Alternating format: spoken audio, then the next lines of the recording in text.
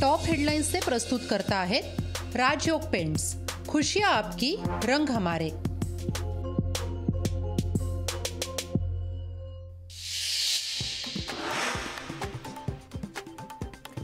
अर्थमंत्री निर्मला सीतारामन यांनी सादर केला अंतरिम अर्थसंकल्प। 58 मिनिटांच्या भाषणात पहिली 20 मिनिटं सरकारी कामाचा लेखाजोखा। बजेटमध्ये कोणत्याही मोठ्या घोषणा नाही। लक्षद्वीपचा पर्यटनाच्या दृष्टीने विकास करणार।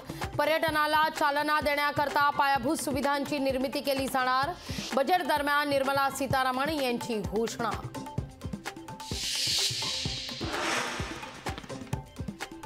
दोन 2047 पर्यंत विकसित भारताचं लक्ष्य। सगळ्यांना घरोघरी नळाचं पाणी देण्याचं उद्दिष्ट। अर्थमंत्री निर्मला सीतारामन यांची घोषणा। 11.8 कोटी शेतकऱ्यांना आर्थिक मदत दिली। शेतकरी केंद्रित अनेक योजना सरकारने आणल्या। अर्थमंत्री निर्मला सीतारामन यांची माहिती।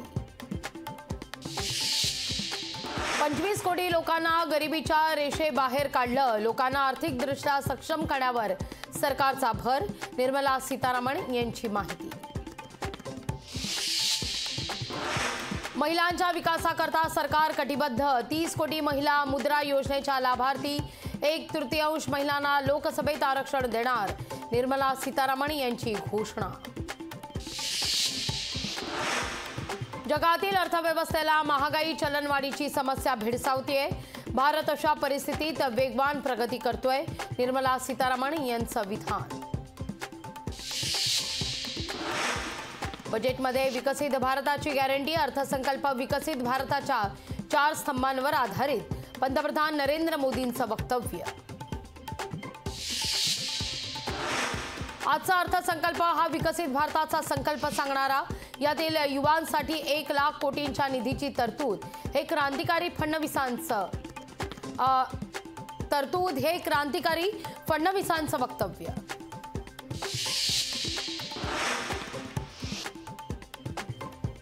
भ्रष्टाचार करा, भाजपत या, काही होणार नाही, हीच का ती मोदी गॅरंटी। उद्धव ठाकरेंचा सवाल।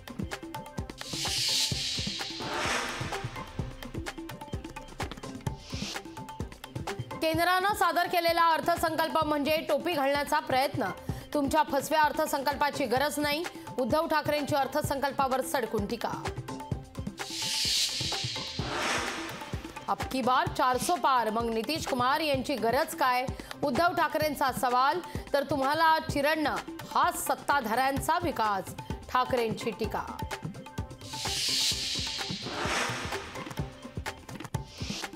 पंतप्रधान नरेंद्र मोदींची तुलना छत्रपती शिवरायांशी करणारे निर्बुद्ध। उद्धव ठाकरेंची गोविंदगिरी महाराजांवर टीका।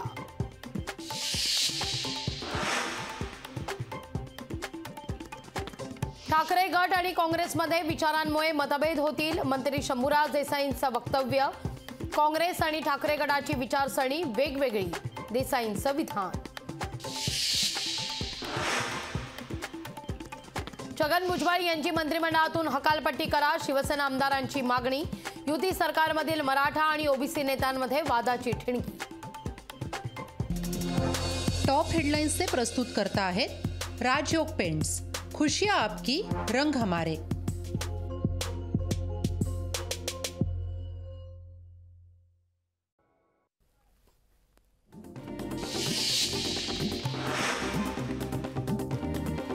पीएम गतिशक्ती योजनेअंतर्गत रेल्वेचा विकास। निर्मला सीतारामन यांनी देशाचा अंतरिम अर्थसंकल्प केला सादर।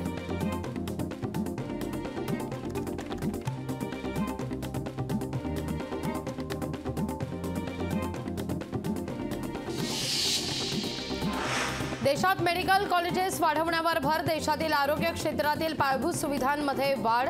निर्मला सीतारामन यांचं अर्थसंकल्पातून विधान। सक्षम अंगणवाडी योजनेतून पोषण आहार पोहोचवला। आयुष्मान भारत योजनेचा लाभ आशा वर्कर्सला सुद्धा मिळणार। निर्मला सीतारामन यांची माहिती। जानेवारी महिन्यात जीएसटीचे विक्रमी संकलन। जानेवारी जीएसटीतून तिजोरीत 1.72 लाख कोटींची भर। रोहित पवार यांच्या ईडी चौकशी विरोधात राष्ट्रवादी प्रदेश कार्यालयाबाहेर कार्यकर्त्यांचं उपोषण. कारवाई विरोधात राष्ट्रवादी शरद पवार गट आक्रमक. रोहित पवार यांची दुसऱ्यांदा ईडी चौकशी. रोहित पवार यांच्या समर्थनार्थ विठ्ठल मंदिरासमोर महाआरती. कार्यकर्त्यांची रोहित पवारांच्या समर्थनार्थ घोषणाबाजी. आर्य वैश्य कोमटी समाज आरक्षणाकरता आक्रमक. आरक्षणाच्या मागणीकरता 3 आणि 4 तारखेला पंढरपुरात मेळावा. शरद पवार गटाचे माजी नगरसेवक पवनराजे राळेभात यांचा भाजपात प्रवेश. आमदार राम शिंदेंच्या उपस्थितीत पक्षप्रवेश. ठेवीदारांच्या आंदोलनाप्रकरणी इम्तियाज जलील यांच्यावर गुन्हा दाखल. जलील यांच्यासह 500 आंदोलकांवर गुन्हा दाखल. अर्थसंकल्पावर अमरावती जिल्ह्यातील शेतकऱ्यांकडून नाराजी. अर्थसंकल्प म्हणजे फक्त शेतकऱ्यांच्या तोंडाला पानं पुसण्याचा प्रकार. शेतकऱ्यांचा आरोप. आदिवासी महादेव कोळी समाजाचा अकोला जिल्हाधिकारी कार्यालयावर मोर्चा. महादेव कोळी जमातीचे प्रमाणपत्र देण्याच्या मागणीकरता मोर्चा. रोहित पवार यांच्या समर्थनार्थ बारामती शरद पवार गट आक्रमक. ईडीच्या विरोधात बांगड्या फोडत कार्यकर्त्यांची घोषणाबाजी. आरक्षण वाचवण्याकरता बीडमध्ये ओबीसी संघटनांचा मोर्चा. भुजबळांवर टीका करणाऱ्यांना मुख्यमंत्र्यांनी समज द्यावी. ओबीसी नेते सुभाष राऊत यांची मागणी. मुंबई महापालिकेचा अर्थसंकल्प उद्या होणार सादर. अतिरिक्त आयुक्त अश्विनी भिडे सादर करणार अर्थसंकल्प. शिंदे गटात गेलेल्या माजी नगरसेवकांवर पालिका मेहरबान. माजी नगरसेवकांच्या प्रभागांवर पालिकेकडून निधीचा वर्षाव. हिमाचल प्रदेशात मणिकरण खोऱ्यात मोठ्या प्रमाणावर बर्फवृष्टी. बर्फवृष्टीमुळे वाहतूक विस्कळीत. लोकशाही मराठी ऐका, पहा, जागरूक रहा.